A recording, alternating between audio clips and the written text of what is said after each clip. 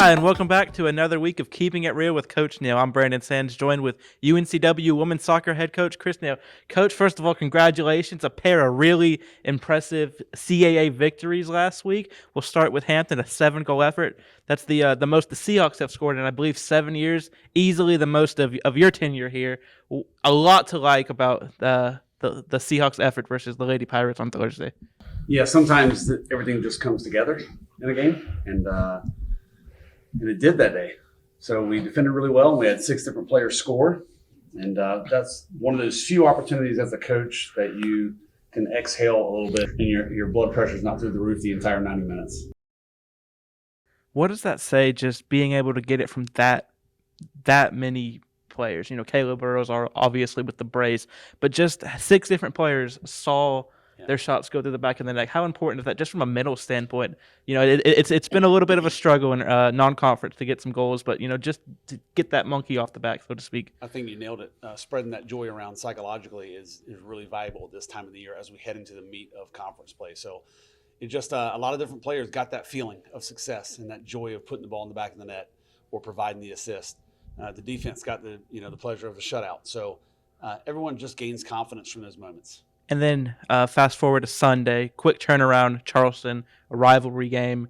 You know, I mean, tooth and nail, a full 90-minute effort. Finally got that late goal in the 88th minute there with Kayla, her 3rd goal of the week. Just how impressive and how grinding was that victory against the Cougars? Really, really happy, and that game could have gone either way. There was a stiff wind going straight down the field, so Charleston had us under a little bit more pressure in the first half, and we had a little bit more of the pressure in the second half. And it just takes somebody to make a play in a critical moment in conference games. And that game went pretty much as we expected. They're a dangerous team, Charleston. They got a couple of very special players that can beat you on the dribble. And then they have 3 or 4 players that can really strike a ball purely from distance. Right.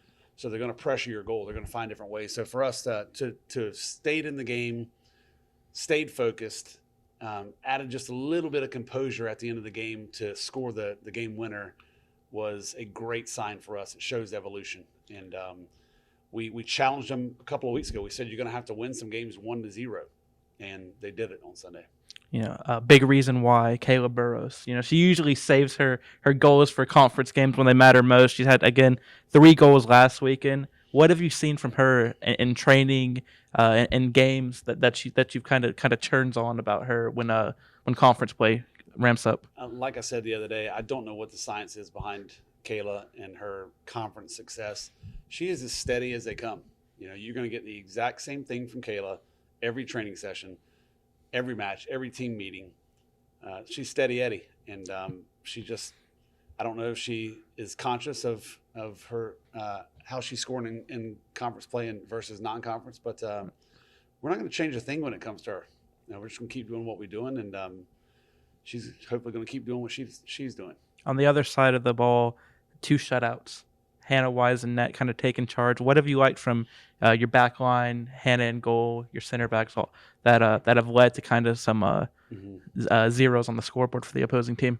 Well, I think we finally found a group that is working for us. And, you know, Taylor O'Brien is not a typical left back. She's more of a central player, but she's done a phenomenal job. She's a great ball winner. Summer Beasley is really starting to look sharp and aggressive, and that's when Summer's playing well. She's highly effective on both sides of the ball, and we're getting like this powerful, passionate leadership from Bentley and Kennedy and Hannah, you know, at the center of that back 4.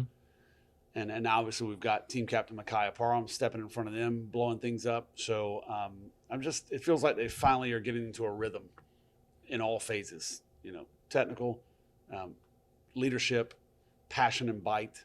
So that was a really, really good and proper shutout on Sunday against a very dangerous Charleston team. You look ahead to Thursday, a couple hours north of I-40. You're playing Elon. Obviously, a long history with you there. How emotional is that game? And I know it's been a few years since you've coached there, and you've obviously faced them plenty of times since then.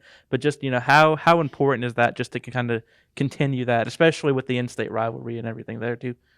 Yeah, so I looked forward to the day where I looked down at that bench and didn't see any player that I had coached, and that day's arrived. So it's certainly less emotional than it than it used to be. But now it's just a conference dogfight, right?